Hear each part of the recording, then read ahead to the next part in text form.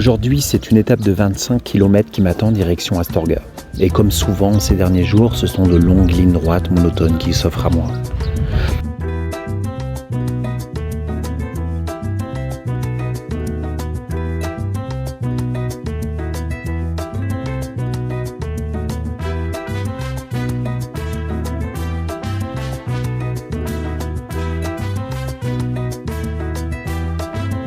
À la pause café à Villares de Orbigo, je retrouve par hasard Hervé, puis Jean-Luc et Sylvie, un couple très sympathique rencontré la veille à l'auberge.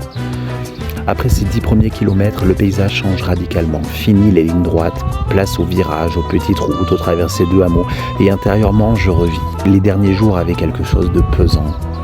Dans un village étonnant, à 10h40, les haut-parleurs de l'église diffusent soudain des chants très rythmés.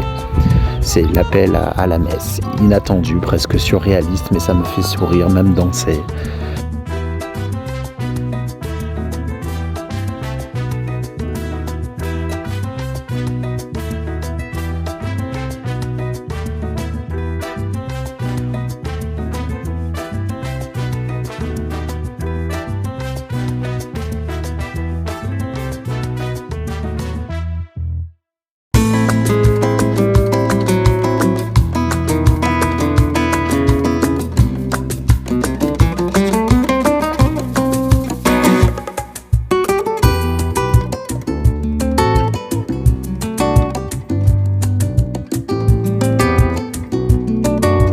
Dans l'après-midi, on s'arrête dans 2 cafés pour manger ou simplement boire un verre. Dans les 2 cas, l'accueil est glacial, pas un sourire, des regards méprisants, une attente interminable. Sur le moment, ça ne m'atteint pas, je regarde tout ça avec recul.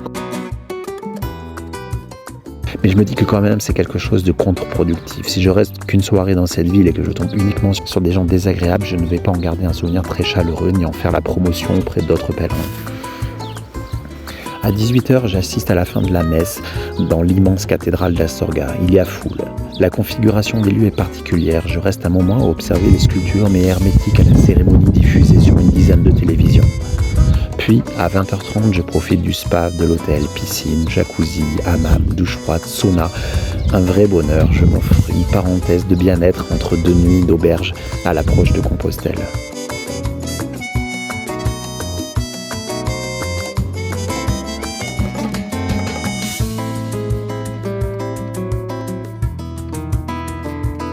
Et le soir, je termine la journée dans un café avec Ornella. On discute, on échange jusqu'à 1h franchement déraisonnable pour des pèlerins censés repartir tôt le lendemain matin.